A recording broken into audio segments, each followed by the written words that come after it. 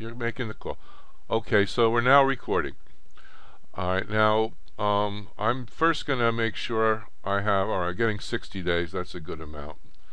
And I've got enough, this is a fresh chart, I haven't put anything in it yet.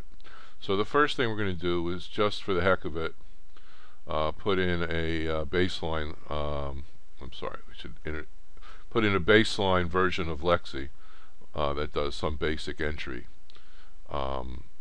And you know, you can use the stops with any strategy, not just mine.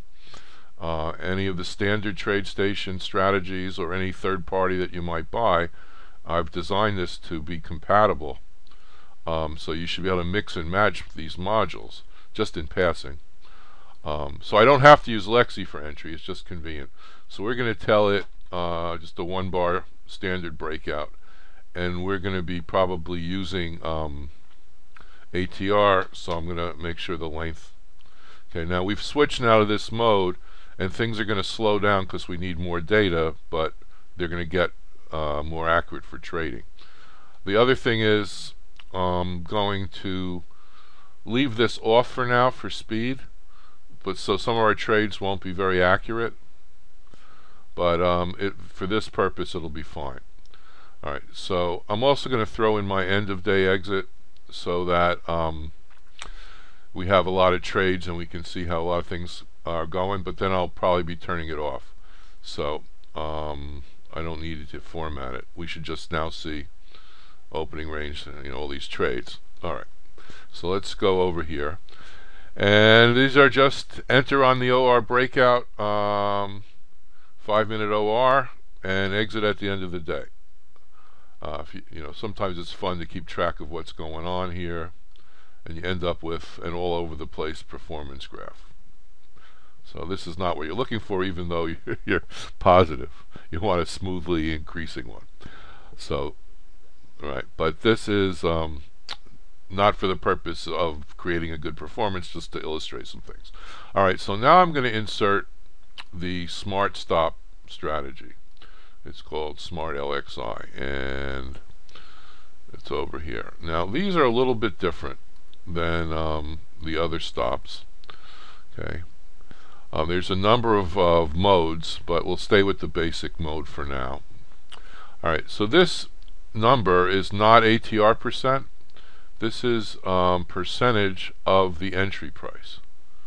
So this is saying set your initial stop at 2% of the entry price. This then says after you travel 2% up, lay in a break-even stop. Trail the stop at 4%, and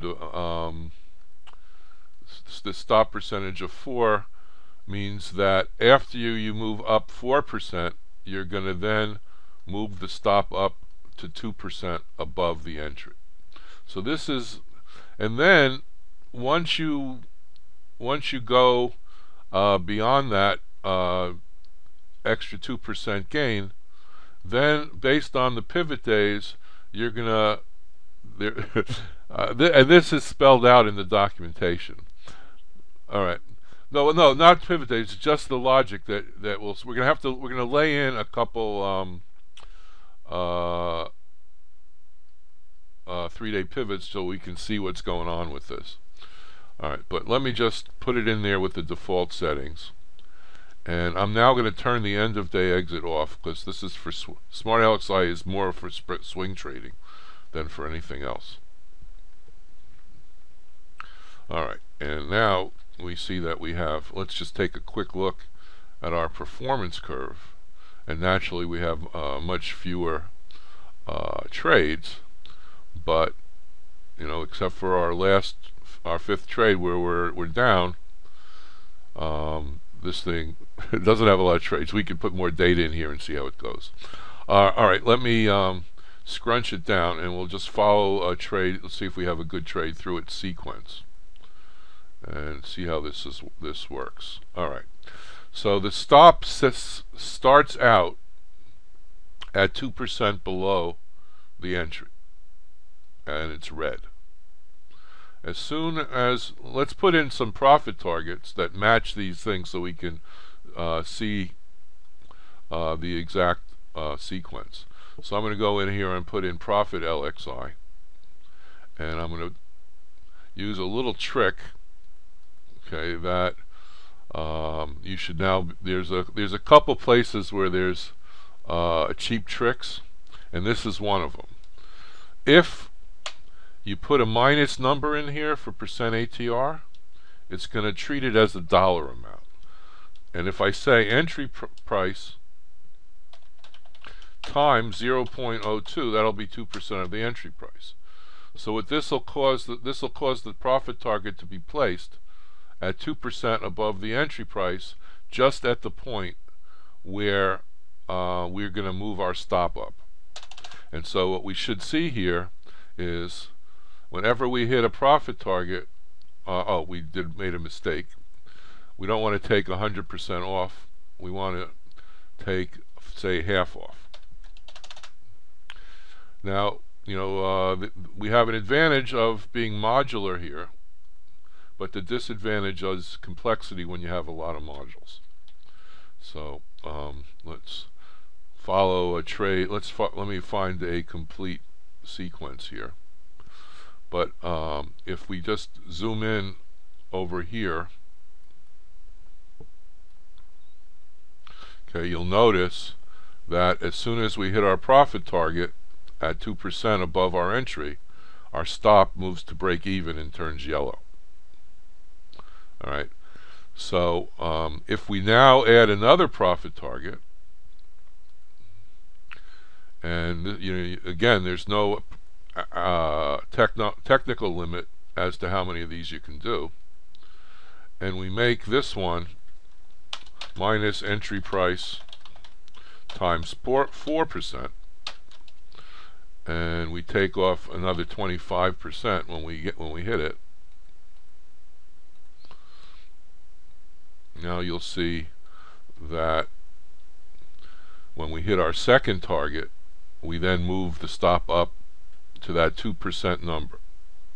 Remember, the inputs here for SMART, you got the first one is how far do you have to go above the entry, where do you initially set the stop, how far above the entry before you move to break even, how far above do you move to the trailing, and then the pivot logic I'll show you in a sec.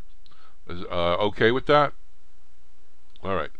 So what this allows you to do, the combination of these stops and targets, first of all, you don't have to have the targets, because the stops are going to trail you in, and you're going to lock in profit. You're going to go to no loss and lock in some profit as you move up.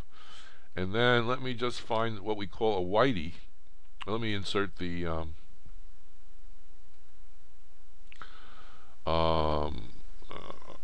I want to insert the 3-day pivot high and low. Insert. And I'm going to use the indicator because TF, bear with me, I make them at the top. That's end day pivot, and I just want to make sure they're I don't want to show the title, I just want to show the lines. I want the pivot high to be dark green, the pivot low to be dark red, and I want them to be lines. Alright, so you see this step pattern? I've got I have 9 minutes, so I'll save it in a sec. I've got it on my other screen. Alright, so the pivot rule, the last thing in this strategy, and let me just ask for more days so we might see an example of one.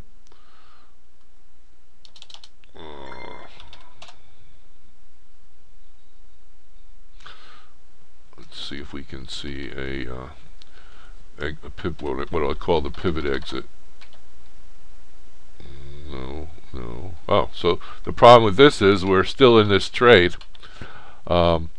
So here what happens is once we